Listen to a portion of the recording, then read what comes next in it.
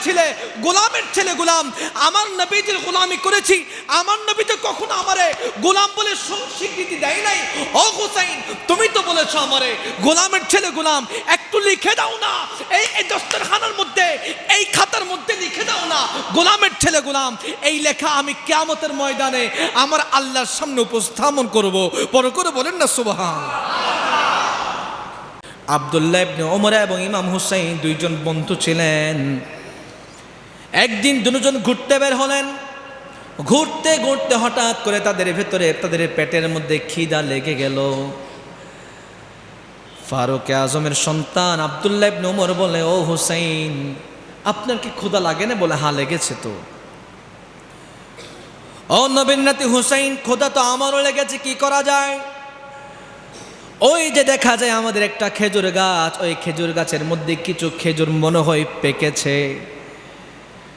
ও হুসাইন, আমি গাছের উপর উঠতেছি, আপনি নিচ থেকে খেজুরগুলো হাতের মধ্যে ধরবেন।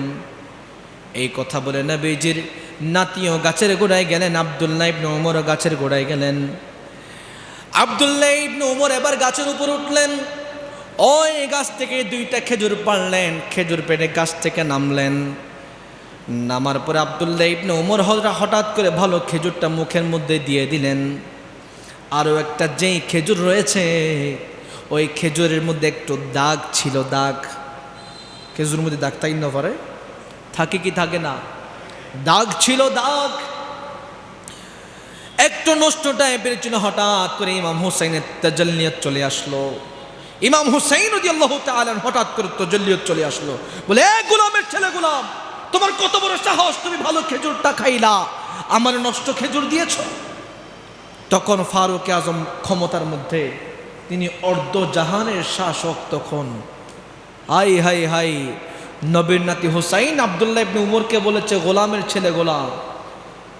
আব্দুল্লাহ ইবনে উমর হঠাৎ করে তিনিও রাগান্বিত হয়ে গেলেন, বলে, খাওয়া দাওয়া পরে আপনি আমাকে গোলামের ছেলে গোলাম বলেছেন, এটার বিচার হবে, বিচার। আব্দুল্লাহ ইবনে উমর এবার ঘরের মধ্যে আসলেন। ফারুক আজম রাদিয়াল্লাহু তাআলা আনহুকে ডাকলেন, ও আমার বাবা, আপনি অর্ধ জাহানের শাসক কিনা? বলে, হ্যাঁ। আপনি ইসলামের দ্বিতীয় খলিফা কিনা? বলে, হ্যাঁ। বলে, আপনি কি গোলাম? বলেন, আমি তো গোলাম না, আমি তো খলিফা। বলে, কি হয়েছে আমাকে একটু খুলে বলো। বলে, আমার নবীর নাতি হুসাইন আমাকে বলেছে গোলামের ছেলে গোলাম। সুবহানাল্লাহ, আহা হা।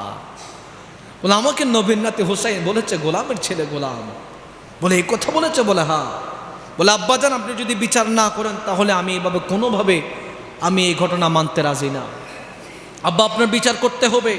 বলে, ঠিক আছে। ডিক্লার করে দিলেন ঢোল বাজিয়ে, আগামী জুমার নামাজের পরে নবীর নাতি হুসাইনের বিচার করবে কে? ফারুক আজম। আই হাই হাই, নবীর নাতির বিচার করবে হযরত উমর। পুরা সব দিকে ঢোল পিটিয়ে সব দিকে এলান করে দিল। সবাই অবাক হয়ে যায়, যে শুনে সে অবাক হয়ে যায়। যেই উমরকে ফারুক আজম বানিয়েছে আমার মুস্তাফা, ওই মুস্তাফার নাতি হুসাইন, যে হুসাইনের পুরা শরীরের মধ্যে আমার নবী যে চুম্বন দিয়েছেন, চুম্বন, সুবহানাল্লাহ। যেই হুসাইনকে আমার নবী যে এত বেশি ভালোবাসতেন, হুসাইন মিন্নি ওয়া আনা মিন হুসাইন, হুসাইন আমার থেকে, আমি হুসাইন থেকে, এইভাবে আমার নবী জিহাদীয় সরাওয়ায়াত করেছেন। সেই হুসাইনের বিচার করবে ফারুক আজম। আরবের সব মানুষ একত্রিত হয়ে গেলেন। জুমার নামাজ মসজিদে নববীর মধ্যে আদায় করলেন।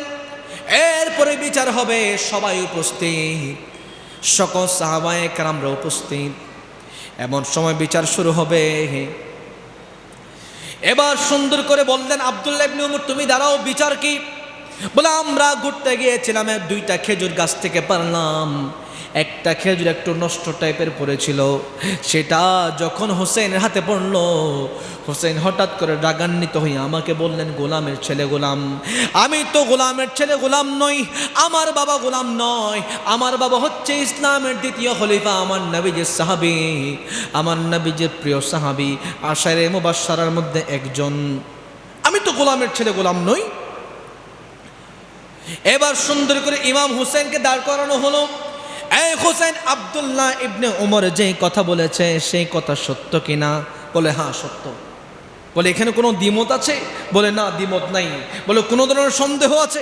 বলে না সন্দেহ নাই। বলে আব্দুল্লাহ ইবনে ওমর কি কিছু বানাই বলতেছে? বলে না বানাই বলতেছে না।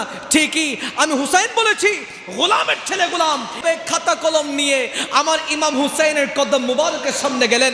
ও নবীর নাতি হুসাইন, তুমি তো বলেছিলে গোলামের ছেলে গোলাম, আমার নবীজির গোলামি করেছি, আমার নবী তো কখনো আমারে গোলাম বলে স্বীকৃতি দেয় নাই।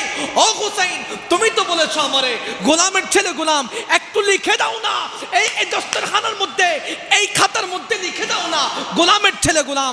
এই লেখা আমি কিয়ামতের ময়দানে আমার আল্লাহর সামনে উপস্থাপন করব। বড় করে বলেন না সুবহান।